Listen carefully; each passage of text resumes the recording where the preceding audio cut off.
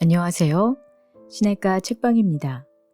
저는 책방지기 한 걸음씩입니다. 오늘은 이여령의 마지막 수업이라는 새 책으로 돌아왔습니다. 얼마 전에 이여령님께서 별세하셨는데요. 평소 존경하던 분이라 참 마음이 많이 안타까웠습니다. 삼가 고인의 명복을 빕니다.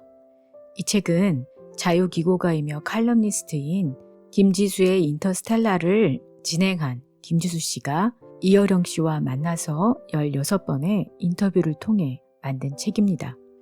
죽음을 옆에 둔 스승과 마주 앉은 16번의 화요일로 이여령과 김지수의 라스트 인터뷰라고 할 수 있습니다. 지난 2019년 가을, 이번이 내 마지막 인터뷰가 될 거예요 라는 말이 담긴 김지수의 인터스텔라, 이여령의 마지막 인터뷰 기사가 나가고 많은 사람들이 이여령 선생님의 메시지에 반응을 했습니다.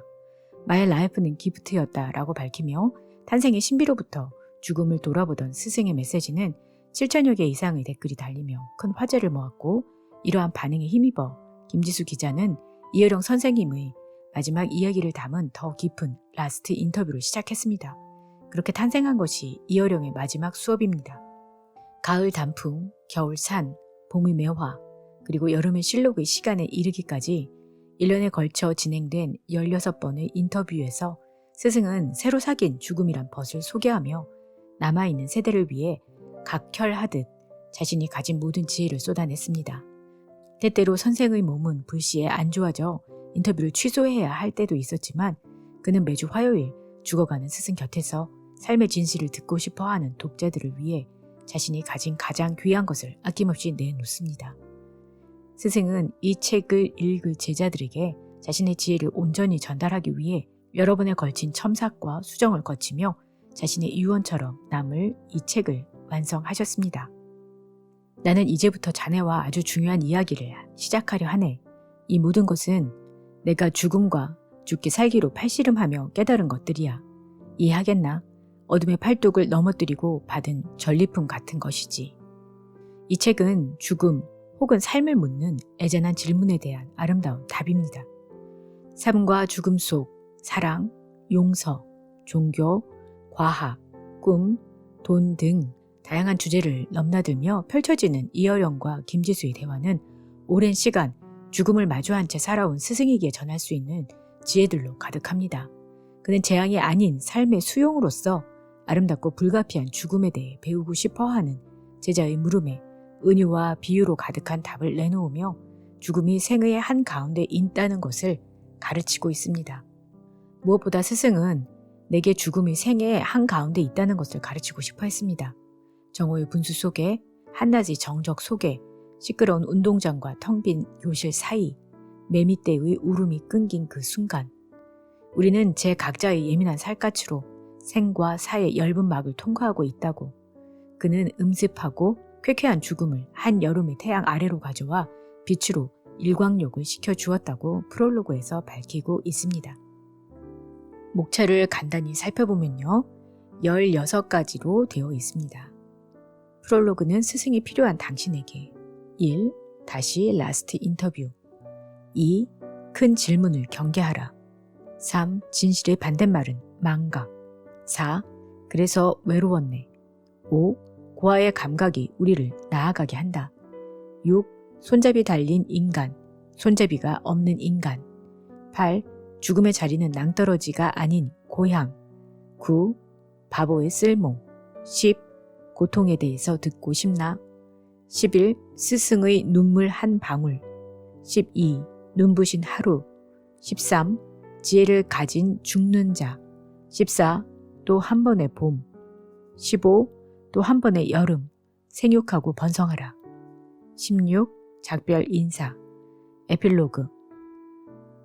네, 오늘은 제가 따로 정리하는 것보다도 제가 읽고 나눠드리고 싶은 구절을 읽어드리는 것으로 대신하겠습니다. 이 유리컵을 사람의 몸이라고 가정해 보게나. 컵은 무언가를 담기 위해 존재하지. 비어있는 것, 그게 보이드라네. 그런데 비어있으면 그 뚫린 바깥면이 어디까지 이어지겠나. 끝도 없어. 우주까지 다. 그게 영혼이라네. 그릇이라는 물질은 비어있고 빈 채로 우주에 닿는 것이 영원이야. 그런데 빈컵에 물을 따랐어. 이 액체가 들어가서 비운 면을 채웠잖아. 이게 마인드라네. 우리 마음은 항상 욕망에 따라 바뀌지. 그래서 보이차도 되고 와인도 돼. 똑같은 육체인데도 한 번도 같지 않아. 우리 마음이 늘 그렇잖아. 아침 다르고 저녁 다르지. 그런데 이것 보게. 그 마인드를 무엇이 지탱해주고 있나? 컵이지. 컵 없으면 쏟아지고 흩어질 뿐이지. 나는 죽어가고 있지만 여전히 내 몸은 액체로 채워져 있어. 마인드로 채워져 있는 거야. 그러니 화도 나고 환희도 느낀다네. 저 사람이 왜 화났어? 뜨거운 물이 담겼거든. 저 사람이 왜 저렇게 쌀쌀 맞아? 차가운 물이야. 죽으면 어떻게 되나? 컵이 깨지면 차갑고 뜨겁던 물은 다 사라지지. 컵도 원래의 흙으로 돌아가는 거야. 그러나 마인드로 채워지기 이전에 있던 컵 안에 모이드는 사라지지 않아. 공허를 채웠던 영혼은 빅뱅과 통했던 그 모습 그대로 있는 거라네. 알겠나? 만원 버스를 생각해보게. 사람이 꽉 차서 빈대가 하나도 없는 게 바로 영혼 없는 육체라네. 유명한 일화가 있어. 스님을 찾아온 사람이 입으로는 한 수 배우고 싶다 하고는 한참을 제 얘기만 쏟아냈지. 듣고 있던 스님이 차 주전자를 들어 잔에 들이붓는 거야. 화들짝 놀라 스님 차가 넘칩니다 했더니 스님이 그랬어. 맞네. 자네가 비우지 못하니 찬물이 넘치지. 나보고 인생을 가르쳐달라고? 비워야 가르쳐주지. 내가 차 있어서 말이 들어가질 못해. 마음을 비워야 영혼이 들어갈 수 있다네. 공포는 없으신지요?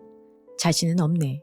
엘리자베스 퀴블러 로스라는 사람은 최초로 죽음학을 했고 죽음에 대한 강의를 그렇게 많이 했는데도 정작 자기가 암에 걸리고는 감당을 못했어. 그것을 본 한 기자가 물었지. 당신은 임종하는 사람을 지켜보며 그렇게 많은 희망을 줬는데 왜 정작 당신의 죽음 앞에서 화를 내고 있느냐? 로스가 이렇게 대답했다네. 지금까지 내가 말한 것은 타인의 죽음이었어. 동물원 철창 속에 있는 호랑이였지. 지금은 아니야. 철창을 나온 호랑이가 나한테 덤벼들어. 바깥에 있던 죽음이 내 살갗을 뚫고 오지. 전혀 다른 거야. 전두엽으로 생각하는 죽음과 척추 신경으로 감각하는 죽음은 이토록 거리가 멀다네. 우리가 진짜 살고자 한다면 죽음을 다시 곁으로 불러와야 한다네. 눈동자의 빛이 꺼지고 입이 벌어지고 썩고 시체 냄새가 나고 그게 죽음이야. 옛날엔 묘지도 집 가까이 있었어. 귀신이 어슬렁거렸지. 역설적으로 죽음이 우리 일상 속에 있었기 때문에 우리는 살아 있었던 거야. 신기하지 않나? 죽음의 흔적을 없애면 생명의 감각도 희미해져. 마스크 한 장, 그게 생명이었어. 전 인류가 죽음을 잊고 돈, 놀이, 관능적인 감각에만 빠져있다가 퍼뜩 정신이 든 거야. 자기 호주머니 속에 덮여있던 유리그릇 같던 죽음을 발견한 거야. 주머니에 유리그릇을 넣고 다녀봐. 깨질 것 같아서 불안하지? 그게 죽음이라네. 코로나는 바로 그 깨지기 쉬운 유리그릇을 안고 있는 우리 모습을 들춰냈어. 진실의 반대말이 뭔 줄 아나? 우리가 잊고 있던 것 속에 진실이 있어. 경계할 것은 거짓이 아니라 망각이라네. 덮어버리고 잊어버리는 것, 복잡하게 생각할 것 없어. 은폐가 곧 거짓이야. 따져보면 태어난 것 자체가 엄청난 운을 타고난 거라네. 운 나쁜 사람은 이 세상에 태어나지 못해. 세상에 나온 후엔 제 각자 운명의 길을 걸어가지. 다른 소설, 다른 시, 다른 드라마를 사는 거야. 인생 극장이라고 하지 않나. 한밤에 까마귀는 잊고 한밤에 까마귀는 울지만 우리는 까마귀를 볼 수도 없고 그 울음소리를 듣지도 못해. 그러나 우리가 느끼지 못할 뿐 분명히 한밤에 까마귀는 존재한다네. 그게 운명이야. 탄생, 만남, 이별, 죽음 이런 것들. 만약 우리가 귀 기울여서 한밤에 까마귀 소리를 듣는다면 그 순간 우리의 운명을 느끼는 거라네. 운명을 받아들이는 것이 지혜의 출발이지. 소크라테스가 대표적이야. 소크라테스는 지혜를 사랑한 철학자였어. 그가 지혜를 따라간 건 운명을 믿었기 때문이라네. 신탁이 아테네에서 가장 똑똑한 자가 소크라테스라고 하니 궁금해서 길을 나섰지. 그가 살펴보니 아테네 사람들이 다 똑똑한 척을 하는 거야. 자기는 모르는 게 너무 많은데 사람들은 물어보면 다 안다고 하거든. 그때 신탁의 의미를 깨달았지.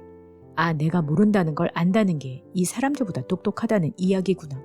소크라테스는 모른다는 것을 아는 것이 인간이 알 수 있는 최고의 지혜라고 봤네. 달리기 선수가 100m 달리기를 할 때마다 꼴찌한다면 창피함을 느끼겠지. 여기서 미묘한 이슈가 생겨. 모든 것이 정해진 운명이라고 해버리면 패자는 변명거리가 생겨. 내가 지는 건 실력이 없어서가 아니라 운이 없어서라고.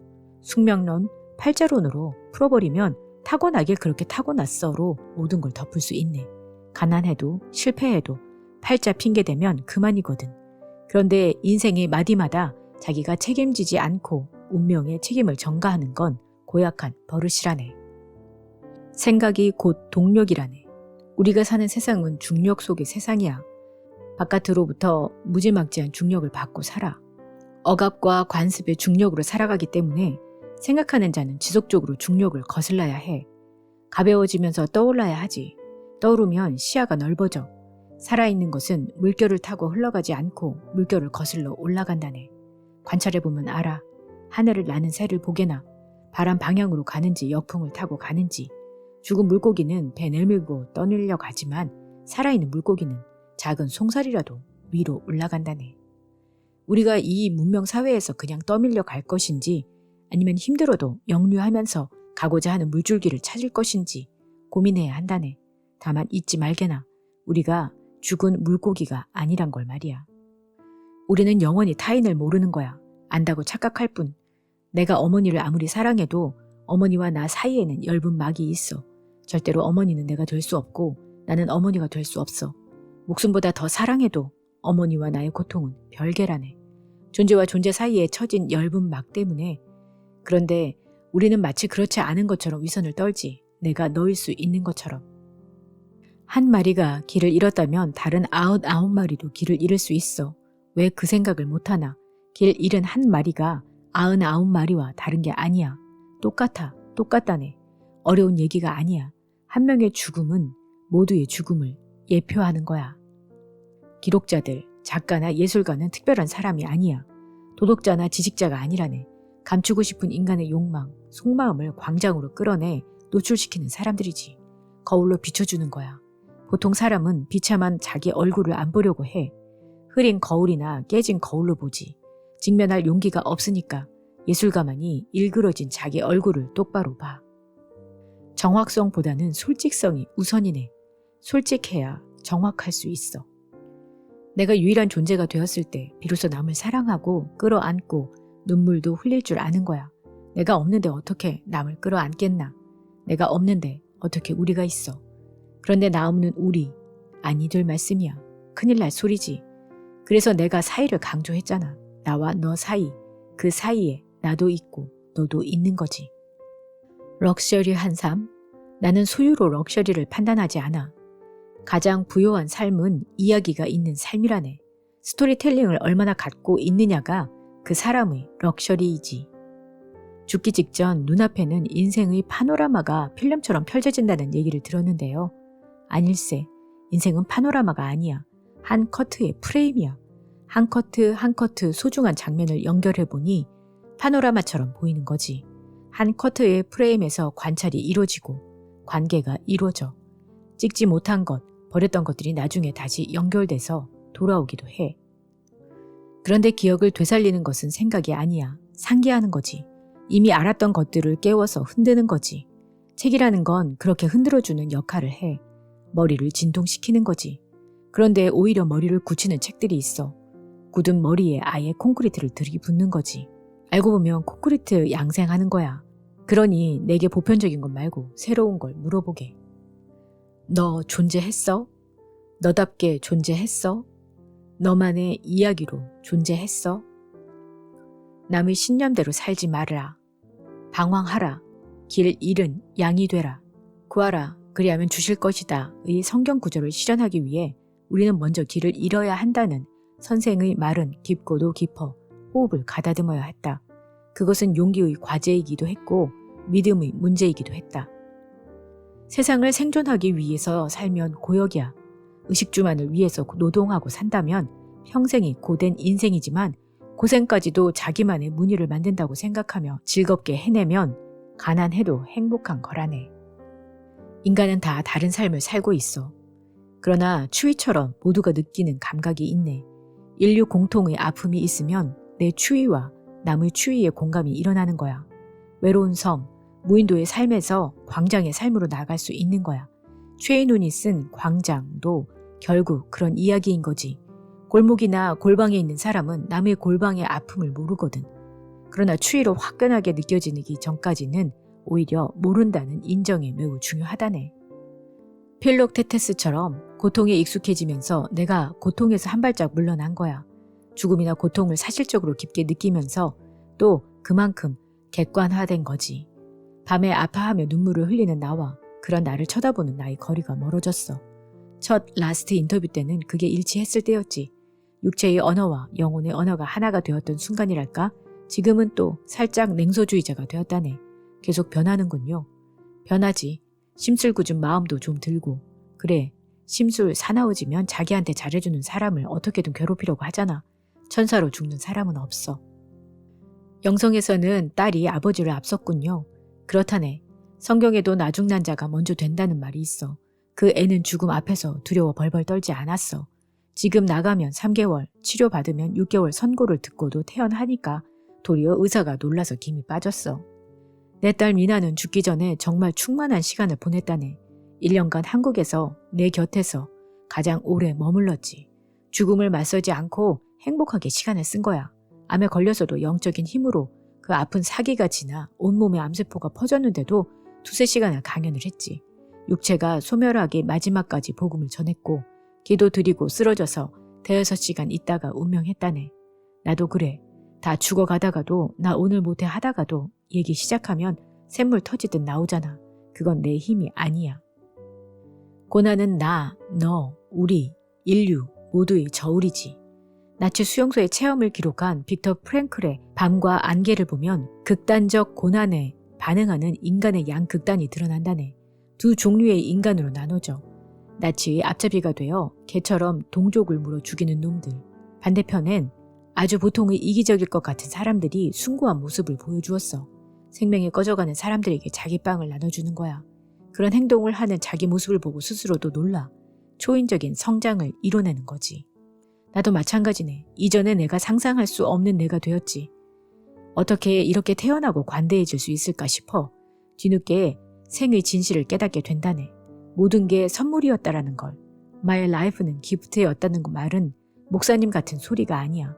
내 집도, 내 자녀도, 내 책도, 내 지성도 분명히 내 것인 줄 알았는데 다 기프트였어. 내가 벌어서 내 돈으로 산 것이 아니었어. 우주에서 선물로 받은 이 생명처럼 내가 내 힘으로 이루었다고 생각한 게 다 선물이더라고. 그러나 자신을 초월한 영성은 궁극적으로 몸의 바깥에서 온다네. 사고의 바깥에 있지. 다른 세계야. 기도를 통과해서든 고통을 통과해서든 외부로부터 들어오는 힘이라는 거야. 필록테테스가 섬에서 고통을 통과하며 숭고한 사람이 된 것을 보고 아킬레스의 아들이 했던 고백을 기억하나?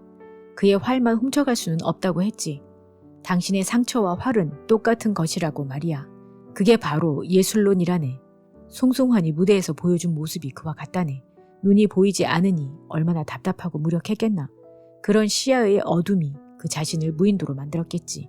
그 무인도 속에서 새로운 감각을 익혀 작품을 올리고 자신 곁에 있어준 모든 사람에게 감사하게 된 거라네.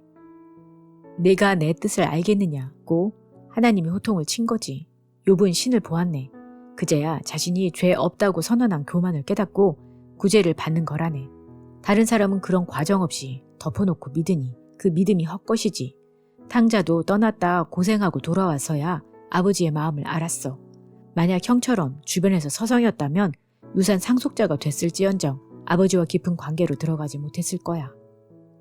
나는 이렇게 생각한다네. 나도 이렇게 외로운데 신은 얼마나 더 외로울까.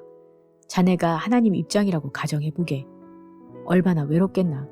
인간의 외로움과는 비교할 수 없지. 그래서 하나님 동무해드릴까요? 외로운 시간에 등이라도 긁어드릴까요? 옷자락이라도 들어드릴까요? 이렇게 물어본다네. 사랑과 용서는 동의어라네. 나는 성경에서 고린도전서가 최고라고 생각하네. 사도 바울은 예수님과 맞먹을 정도의 엄청난 지혜의 편지를 썼어.